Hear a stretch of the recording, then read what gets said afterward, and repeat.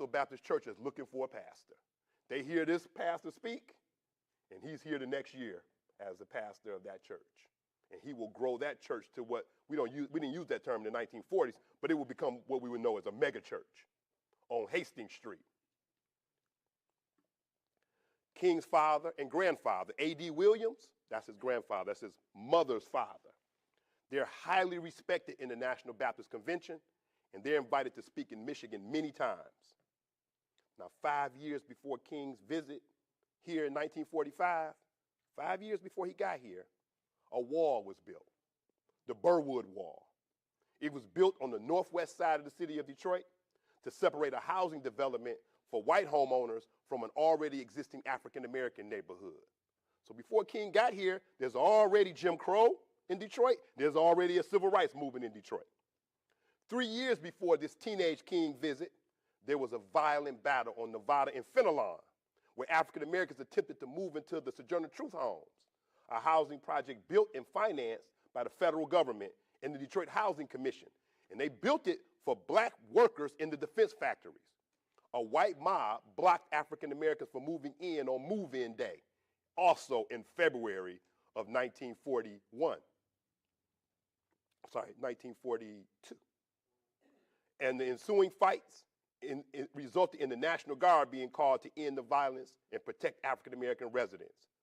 Just 2 years prior to King coming here when he's 16 years old, in 1943, Detroit had a violent, deadly race riot. 34 people were killed, 25 African-Americans and 9 whites. Those 9 whites, it was a race riot. It was black people and white people fighting and killing each other in the streets. Those 9 whites who were killed in that race riot were killed by African-Americans in the city of Detroit. African-Americans weren't just getting attacked. They were fighting too. And defending, they were fighting back. Detroit has never been known for nonviolent civil disobedience. And so they were fighting, and 9 whites got killed. 7 African-Americans are killed by white residents. So in the streets, it's almost even. Black folks is getting as much as they're giving. But 17 African-Americans are killed by members of the Detroit Police Department. No whites are killed by members of the Detroit Police Department. That's the difference. The police department is also in the riot. They rioting too, and they've chosen a side. So that's why there's so many more casualties on the African-American side than on the white side, because the police kill African-Americans. And the year before King's visit, Orso and Minnie McGee, a black couple, bought a home at 4626 Seabolt Street and were sued by their neighbors. And I'm using the term neighbor loosely.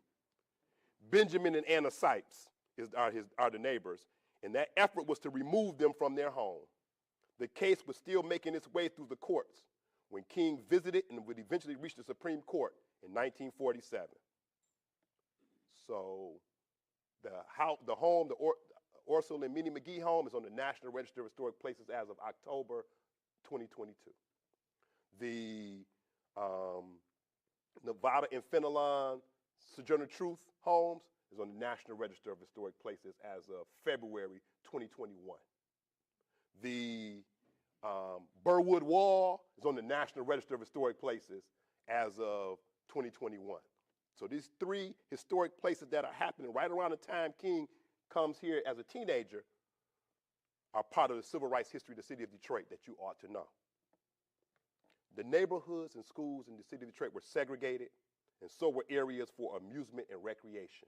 The same year King comes, a young black woman, Sarah Elizabeth Ray, graduates from her secretarial school. And when you graduate in the city of Detroit in that time, even by the time I'm growing up, when you graduate from somewhere, one of the places you go on the graduation day is Boblo. That was a graduation trip. That was a graduation trip all through my middle school and part of my high school. And so she on her way to Boblo with the rest of her class. The class gets on the boat. They stop her because Sarah Elizabeth Ray is black. Other members of her class are not. So they get on the boat and they go to Boblo. They stop her because black folks can't get on the Boblo boat unless they work there. It's black workers on the Boblo boat. but you can't be a guest at Bablo. She leads a lawsuit. She goes to the Detroit branch of the NAACP, leads a lawsuit. This will go to the Supreme Court in 1945. The Supreme Court will rule against Bablo, and she will win, Sarah Elizabeth Ray. This is 9 years before Brown versus Board of Education. This is 10 years before the Montgomery bus boycott. This black woman in the city of Detroit, same year that King visits this church as a teenager. Most hotels in downtown will not allow African-American guests. Eastwood Amusement Park on 8 Mile and Gratiot did not allow African-Americans to enter the park. Briggs Stadium, where the Detroit Tigers played, when King came here at 16 years old, did not allow African-Americans to sit in the box seats or in the stands. The most popular dance hall, the Greystone Ballroom, only allowed African-American patrons on Monday night. That was colored night. Later in the same, like I said, Sarah Elizabeth Ray, that young black woman, she was on her way to Bablo Island Amusement Park. She was removed from the SS Columbia, one of the 2 Bablo boats, because she was colored. Her lawsuit against racial discrimination by the Bablo Excursion Company will reach the Supreme Court, who will rule in her favor. Jim Crow has never been just a Southern phenomenon. Detroit had its own version of Jim Crow. Now, King's father, Martin Luther King Sr., will arrange for his son to speak in dozens of pulpits, even when he's in college. In February of 1954, Dr. Martin Luther King Jr. would speak twice in Michigan. He would also speak in Michigan that March. On February 4th, he spoke at his uncle's church in Lansing. So on February 4th, earlier in Black History Month, he's in Lansing, where his uncle is the pastor. He speaks up there. But on February 28th, he speaks here at Second Baptist Church in Detroit. After that sermon, he goes back to Lansing and speaks to the Lansing NAACP. On March 15th, he will deliver 3 sermons at his uncle's church in Lansing. He will lead the morning sermon he does at his uncle's church, as well as that sermon at Second Baptist is played on the Lansing radio show, Hour of Faith. And he's here at that church, at this church, on February 28th. And he gives a sermon known as Rediscovering Lost Values. And he opens up that sermon. Reverend Simmons, platform associates, members and friends of Second Baptist Church, I need not pause to say how happy I am to be here this morning and to be part of this worship service. It's certainly with a deal of humility that I stand in this pulpit, so rich in tradition and history. What is he talking about? Tradition and history. This church is so full of tradition and history. King is referring to the history of Second Baptist Church as the first black church in the state of Michigan and its history on the Underground Railroad. Just that little statement is a whole bunch of stuff behind that statement. Now, he is giving a sermon, but I'm giving a history lecture. So I got to tell you what's behind all that stuff he said that he didn't say in his sermon. But he inferred it. You're supposed to do the research for the rest. In 1831, 2 people escaped from slavery in Louisville, Kentucky. Thornton Blackburn and the woman he loved, Lucy Blackburn. They escaped from Louisville, Kentucky. Why are they escaping? Because Lucy has been sold to Virgil McKnight in New Orleans as a fancy woman. And the fancy woman is what we would call today human sex trafficking. This is sexual slavery. She don't want to live that life. The man she loves don't want her to live that life, so they escape. So before she ever makes it down to New Orleans, they come here. They love each other. Freedom is a love story. And so they escape and come here to the city of Detroit. And they're living here. He's a brick mason. She's a seamstress. That's how they're making a life for themselves. But word gets back that they're here. And 2 years later, in June of 1833, bounty hunters, slave catchers are here. They go to the sheriff and deputy, hire them at $50 apiece to help capture Thornton and Lucy Blackburn, which happens. They're captured. And they're held in the Detroit jail. The old Detroit jail was on Gratiot and Farmer, which today the Skillman branch of the Detroit Public Library sits there. But in the 1800s, in the 1830s, there ain't no library there. It's a jail there. It's always was a jail on Gratiot in Detroit. So they had the jail there. And they're being held there. Why are they being held there?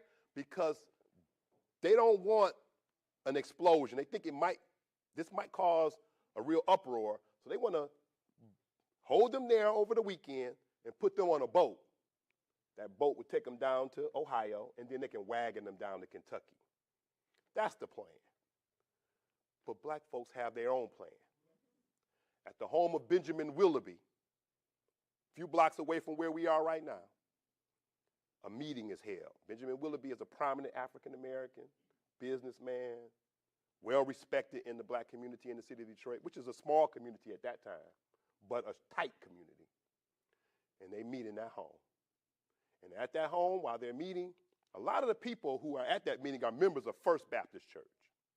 Now, First Baptist Church has a significant number of African Americans, but they're not the majority of the church. The church is a white majority church, and African Americans really have second-class membership in that church. But because they are friends, they know each other, they're at this meeting. There are two women at this meeting. So Benjamin Willoughby is his house, so we know he's a leader. But it's two women who are also leaders at this meeting. I want you to know their names. Caroline French and Tabitha Lightfoot. Caroline who? Tabitha what? These black women not just serving tea and cookies. They're leaders. They're like, hey, these are our friends. What we going to do, y'all? We got to help our friends. We can't let them go back into slavery. What we going to do? We got to come up with a plan. And that's what they do. They come up with a plan. Over that weekend, they hatch it out, make sure they got it together. And on Sunday after church, they go down to the jail to visit Thornton and Lucy Blackburn. And when they get to the jail, everybody who comes to visit Thornton is turned away. He's not allowed to have any visitors. They're so worried about this black man. They got him behind bars in shackles. They like, the bars ain't enough. We got to have him in chains behind bars, and we can't let him have no visitors. They're so scared of him. But they're not afraid of this black woman. Big mistake on their part. It's a big mistake on their part. They let Caroline French at Tabitha Lightfoot go in the jail cell with Lucy Blackburn. She's not in shackles. She's allowed to have visitors. While in the jail, they prayed with her because they believe that prayer changes things. And they brought her some food. So y'all just had some food. They brought her some food because they know jail food is horrible. Jail food is still horrible to this day. Don't ask me how I know. But they brought her some food. And while they're praying with her and feeding her, Caroline French switches clothes with Lucy Blackburn inside of the jail cell while the sheriff and deputy not paying attention. When the jailer comes and says, visiting time is over, you gals got to go, Tabitha Lightfoot walks out with Lucy Blackburn wearing Caroline French's clothes. They walk right by the sheriff. He can't tell the difference. To him, all these women look alike. They walk right by him. They put her on a boat. She crosses over to Canada. She is now free. Outside of the clutches of the 1793 Fugitive Slave Law. The next morning, Caroline French was like, yoo-hoo, Mr. Sheriff, hey, guess what? I'm Caroline French. I'm translating to 2023 language. I'm Caroline French. I'm not Lucy Blackburn. She was here, but I switched clothes with her. She walked right by y'all, and y'all wasn't even paying attention. Y'all didn't even know. And so our plan was to get her to Canada, so she's probably in Canada by now, so she's free, and I'm free too. You better let me go. Now, bounty hunters only get money for bringing people back.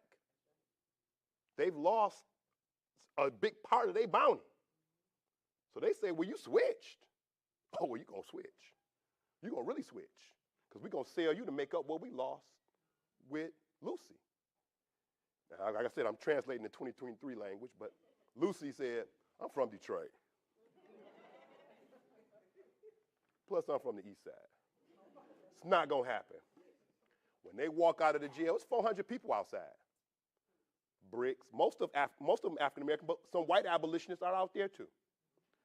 Bricks, sticks, knives, tree branches. Reports said they had swords.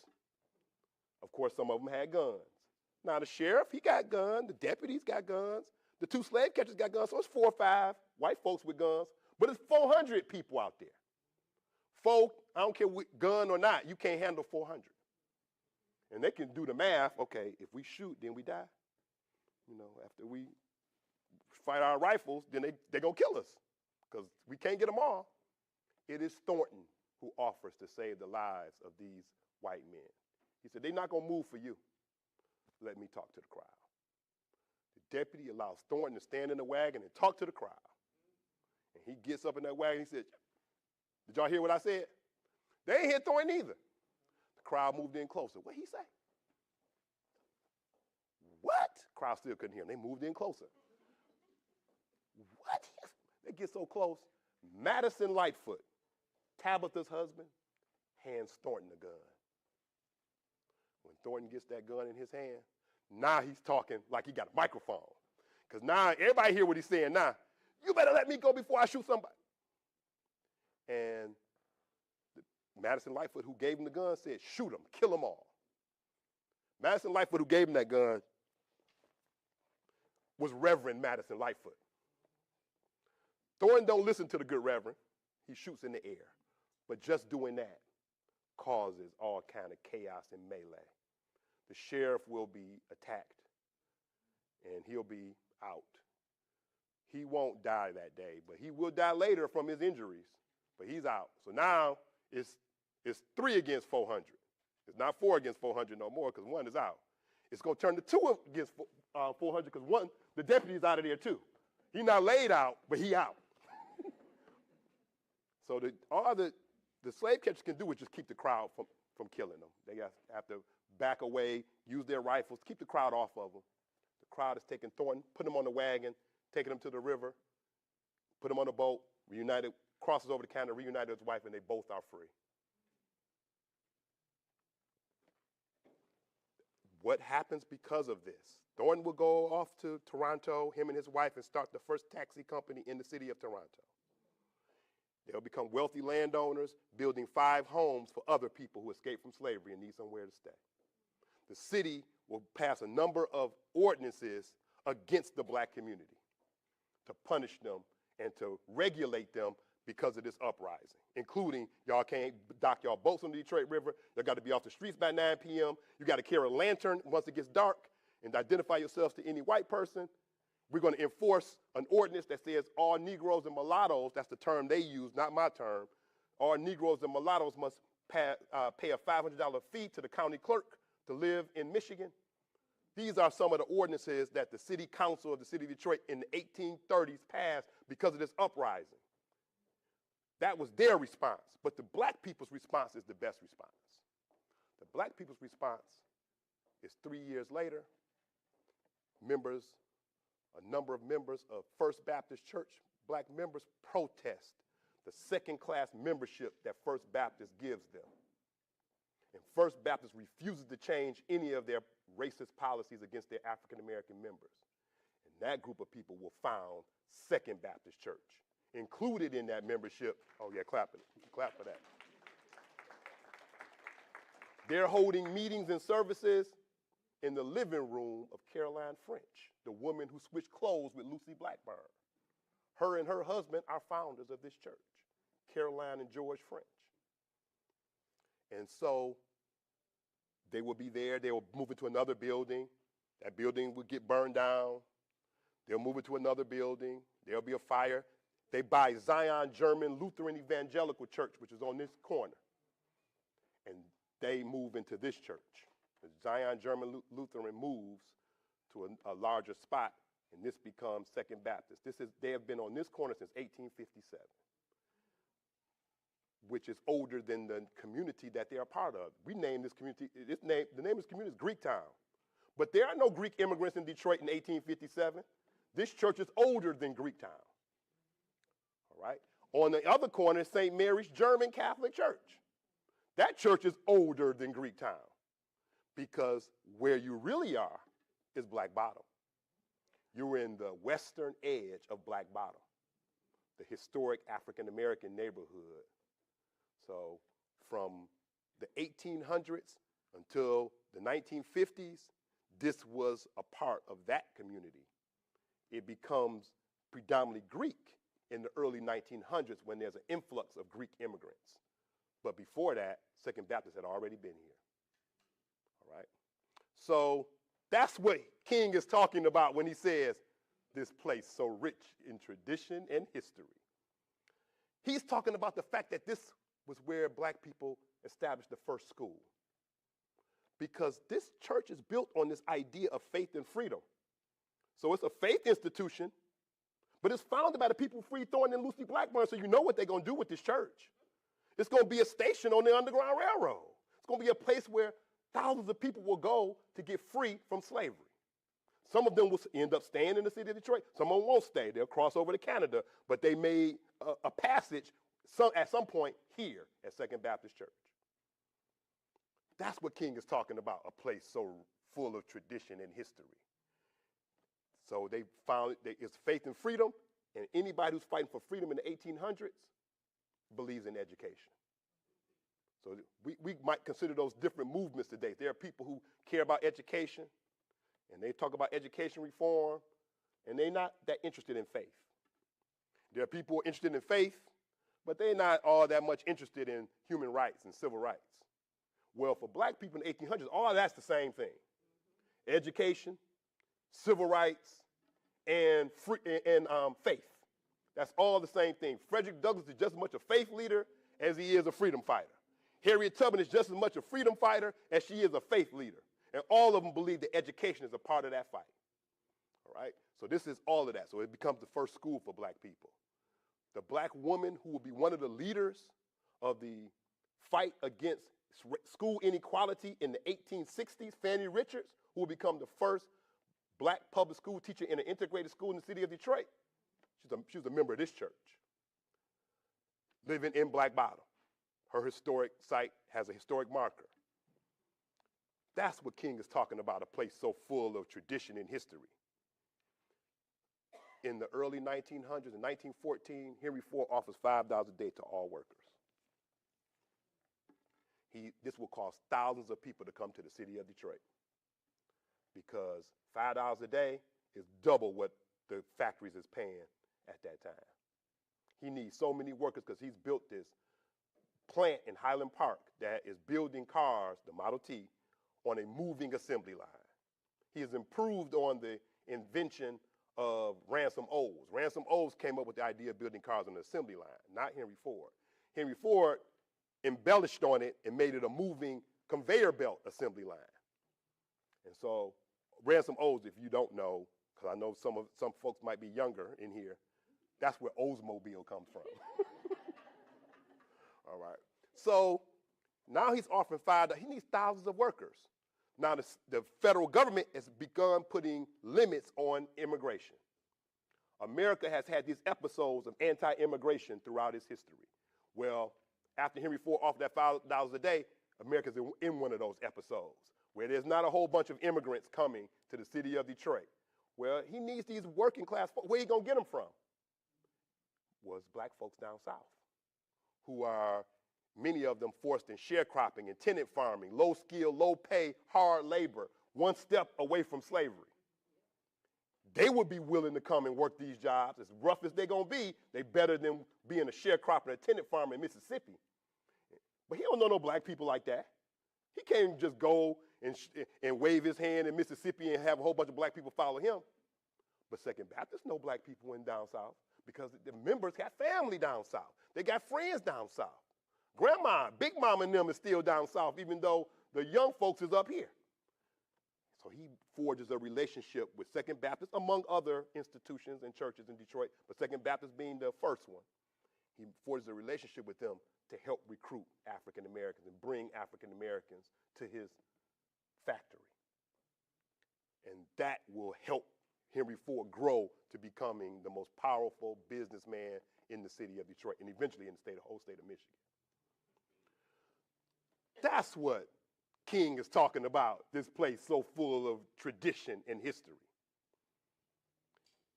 Robert Bradby, who would be the pastor of Second Baptist Church, who Ford would forge this relationship with, would become the president of the Detroit branch of the NAACP. He would be the president during the Ocean Sweet case in 1925, when the Detroit branch NAACP went out to the national NAACP and said, hey, you need to be involved in this case. And the national NAACP would hire Charles, why am I drawing a blank for some reason? I'll think about it in a minute. But they will hire the legal team that will lead the fight of Ocean Sweet. If y'all don't know the Ocean Sweet case, Charles, you're on the right, not Darrell. Charles, I'll think of it in a minute. Darrell, thank you. Charles Darrell. Clarence Darrell. Clarence Darrell. Thank you. I don't know why I drew a blank. All right. It's age. Age is catching up. So in 1925, Dr. Ocean Sweet moved into a house on 2905 Garland, the corner of Garland and Charlevoix. A white mob tried to run him out of his home. The family defended the home, family and friends and workers defended the home. Two whites would be shot, one of whom would die. The Detroit NAACP gets involved. They bring in the national NAACP. The national NAACP, of course, will hire Clarence Darrell, the leading legal defense attorney in the country at that time, fresh off of the Scopes monkey trial in Kentucky or in Tennessee. And first trial will be a hung jury, second trial will be an acquittal. Robert Bradby is deeply involved in this. This church leads the major fundraising for that case, all right? And organized with the other churches and other institutions around the city to fundraise for that case. This is what King is talking about when he says a church so rich in tradition and history. And then he goes on in his sermon. Second Baptist Church, as you know, has the reputation of being one of the great churches of our nation. And it is certainly a challenge that for me to stand here this morning, to be in the pulpit of Reverend Banks and of a people who are so great and rich in tradition. I'm not exactly a stranger to the city of Detroit, for I've been here several times before. And I remember back in about 1944, 45, we know it's 1945. Somewhere back in there, that I came to Second Baptist Church for the first time. I think that was the year that the National Baptist Convention met here. This is what he's saying. Well, we know the National Baptist Convention met here, 1945. King is referring to the great ministers of Second Baptist, especially Robert Bradby and A.A. Banks. King speaks of his first time visiting Second Baptist. Bradby was the pastor then during the National Baptist Convention. King was 16 years old at that time. And then he goes on. And of course, I have a lot of relatives in the city, so that Detroit is really something of a second home for me. And I don't feel too much a stranger here this morning. So it is indeed a pleasure and a privilege for me to be in this city this morning and to be here to worship with you in the absence of your very fine and noble pastor, Dr. Banks. And you know, King's aunt, when he say he got family here, King's aunt, his father's sister, Woody Claire King Brown, and her husband, Jerome Brown, and their 3 children, all live here in the city of Detroit. Also, his father's youngest brother, Joel Lawrence King, and his wife and children live in Lansing, Michigan. I want you to think with me this morning from the subject, rediscovering lost values. Rediscovering lost values. There's something wrong with our world. Something fundamentally and basically wrong. I don't think we have to look too far to see that. Look too far? What are you talking about? I'm sure that most of you would agree with me in making that assertion. And when we stop to analyze the cause of our world's ills, many things come to mind. This is what he's saying. He said, you don't got to look too far. What are you talking about?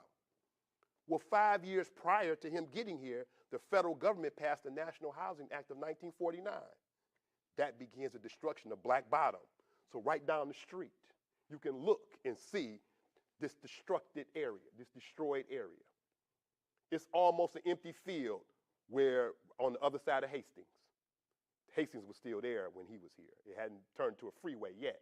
But on the other side of it, where Lafayette Park is now, empty fields. They've already destroyed most of what is now Lafayette Park. Those were homes. And the dislocation of African Americans from that community had already happened. So we say, you don't got to look too far. He's talking about you can look down the street and see things are not the same. Second Baptist is feeling the effects of that time when King is here.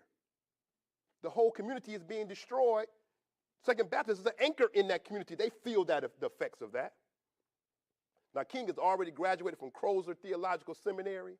His doctoral dissertation has just been accepted at Boston University. He's going to attend Boston University to attain his PhD. He's gotten married about 8 months ago. So when he came here, he's a newlywed when he's here in 1954. Coretta Scott King and Dr. King met in Boston. They're newlyweds. While they were still living in Boston as students, there was some major tension in Montgomery, Alabama around the segregation on the buses. They don't know nothing about that. They're not in Montgomery yet. In May of 1954, he was here in February. In May of 1954, the Brown versus Board of Education case was decided by the Supreme Court. 5 days after that, Joanne Robinson, she's the president of the Women's Political Council in Montgomery, Alabama. She writes a letter to the mayor of Montgomery, Alabama, Addison Gale, threatening a bus boycott in May of 1954. There won't be a bus boycott for a year and a half after that. But this black woman wrote a letter saying, that's what we're going to do. We thinking about not riding the buses because of how we treated on these buses. She writes that in May of 1954. Of course, way before Rosa Parks has refused to give up her seat, but before Claudette Colvin has refused to give up her seat. Many people always point to Claudette Colvin being the first person in Montgomery to refuse to give up her seat. That's actually not true, but before that even happened, this woman, Joanne Robinson, has already wrote this letter threatening a boycott. Year and a half. King will move to Montgomery in September of 1954 and become the pastor of Dexter Avenue Baptist Church, which, before it was known as Dexter Avenue, it was known as Second Baptist Church in Montgomery, Alabama. Malcolm X, who had been paroled from prison in 1952, moved in with his brother in Inkster, Michigan.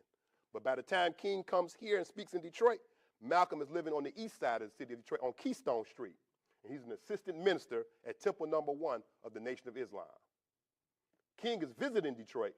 Malcolm is living in Detroit.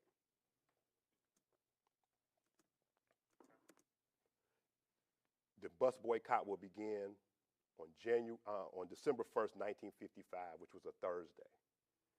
Rosa Parks refused to give up her seat on that Thursday afternoon. It was not because she was tired or her feet hurt. It was because she had a long history of being an activist, and she joined the 5 other women who refused to give up their seats that same year and refused to give up her seat. And she is arrested. There is no bus boycott the next day. Sometimes we have a romantic view, like she refused to give up her seat, and the next day it was a boycott. Nope, it don't happen like that. She got arrested on Thursday. Friday, black folks was on them buses. Saturday, they was on them buses. They were still getting the word out. There wasn't no Facebook, wasn't no flyers, wasn't nothing like that. You couldn't text everybody. Couldn't do a group text. You couldn't do that. So they're getting the word out. They're passing out flyers. They're going to churches. They're going into bars and stores telling people, hey, we want to stay off the buses. But they got to put it somewhere in the future so that people have a chance to do it. It's going to be Monday. So December 5th, 1955 is the first day of a 382-day bus boycott. A month and a half into the boycott, Dr. King's home is firebombed. They will bomb a couple of other homes, a couple of churches. They will arrest dozens of people who were involved in the bus boycott, citing an old Alabama anti-boycott law. So basically, you got to ride the buses. We're going to arrest you for not riding the buses. And King will become a national figure by this point. Within 2 years of speaking here, he will go from a very educated minister from a prominent family in Atlanta to becoming a national leader and spokesperson for the civil rights movement. Pastor Banks is going to get involved. And in the Montgomery bus boycott, and Second Baptist Church will send over $2,600 to the Montgomery bus boycott, more than any other church in the country. They will also send over $1,500 to help the churches and homes that have been bombed in Montgomery during the boycott. King will write a letter to this church and Reverend Banks. On returning to my office, I found your letter with the enclosed check of $1,557.36 from Second Baptist Church on my desk.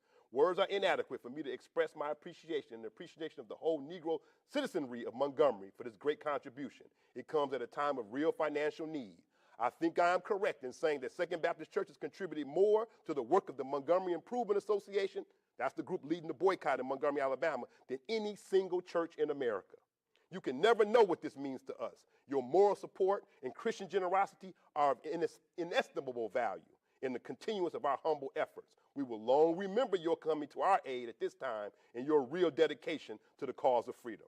Those of us who stand amid the tragic midnight of man's inhumanity to man are given new courage when we discover that there are men and women of goodwill willing to support us in the struggle. Your generous support will remain in our thoughts as long as the cords of memory shall lengthen. Yours very truly, M.L. King, Jr., President, Montgomery Improvement Association. Other churches will also donate. Bethel AME, Tabernacle Missionary Baptist Church. Other churches in Detroit will donate, but Second Baptist will be the largest and the first in the city of Detroit to donate to the Montgomery bus boycott. And it will help to change the world. You know the story of the bus boycott, you know that it changed the world, but you may not have known that Second Baptist played a part in changing the world. But now you do. Thank you for listening.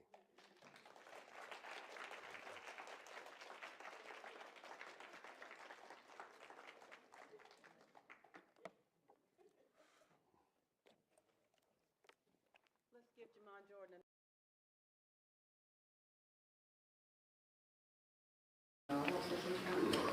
That was amazing. So I just want to make a couple of announcements. As you know, the Office of Arts, Culture, and Entrepreneurship is open and working for our artists and our creatives, but also for culturists. If there are things that you are interested in making sure we know about, we want you to give us your email address, and you can just send an email if you want to detroitace@detroitmi.gov, so we can put you on our mailing list. So you can be some of the hundreds of people who get notices when we're doing things, whether it's something like this or some of the upcoming events that we have. In addition, I want to mention that we're doing two things right now. One is we're activating arts alleys around the city. That's something my office is doing. The other is we are in the middle of a campaign called Detroit Mural City, because we want to be the best city in America for murals. And right now, USA Today and its readers and paneled experts have named us number 4. So we're aiming for number 1.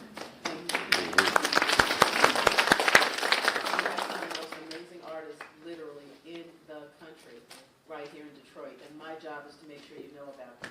But it's also to make sure you know about our spoken word artists, about our actors, about our sculptors. I mean, we have everybody here, but also about our history and our historians. So I have two little housekeeping notices for you. One is if you parked in the garage, you get to park for free. We have these little cards right at the table for you. Raquel is at the back with them. And the second thing is, we had some food left over, so if you'd like to grab something so you can have it for dinner tonight, first over, first served. And also, as we are doing things in this city, I want to remind people, we have spent literally, I know at least for the past 2 decades, putting ourselves down more than anybody outside of Detroit has. And we have to stop that. This city is too great and the people in it too great for us to lead the charge on telling people that we're bad. The only way we're bad is because we bad. So everything that you can do to make sure people understand that we are not the capital for violence and ruin porn and those things anymore. We are the capital of music and art and theater and history and excellence, and I want to highlight those things. So thank you for coming to this, our first event of the year. This is our annual Detroit Black History Lecture by our official historian who's been in the job since October of last year and has done about 49,000 events. But all of it is about education, which is so important, not just for our kids, but for us. How many people learned something today? That's what I'm talking about. So thank you again. I want to thank my team who's here, and I'm just going to have them stand if they're not standing. Jack Russo, right there, he's on our alley team. In the very back, right by the tree, is Lacey Holmes, who's our mural. And then sitting in the very back is Rochelle Newell. She is our Yay, Raquel. Right hand, left foot, the person who keeps everything in order, and she has the most amazing brain. So anytime you're trying to reach me and you get her first, I want to make sure you know who you're talking to. And talk to her like you're talking to me. And if you send something, act like you're sending it to me, because she deserves every bit of respect that I give her, because I literally could not do this job without her. Thank you again so much. We will be, this was on live, although it was a little late because of technical difficulties, but we will be airing this entire recording of this so that people who weren't here today could hear it. But for those of you who came out to the historic Second Baptist Church. That's right. Thank you. Thank you so much. I know some folks got questions. I'll answer them. I'll come down and answer them. Yep.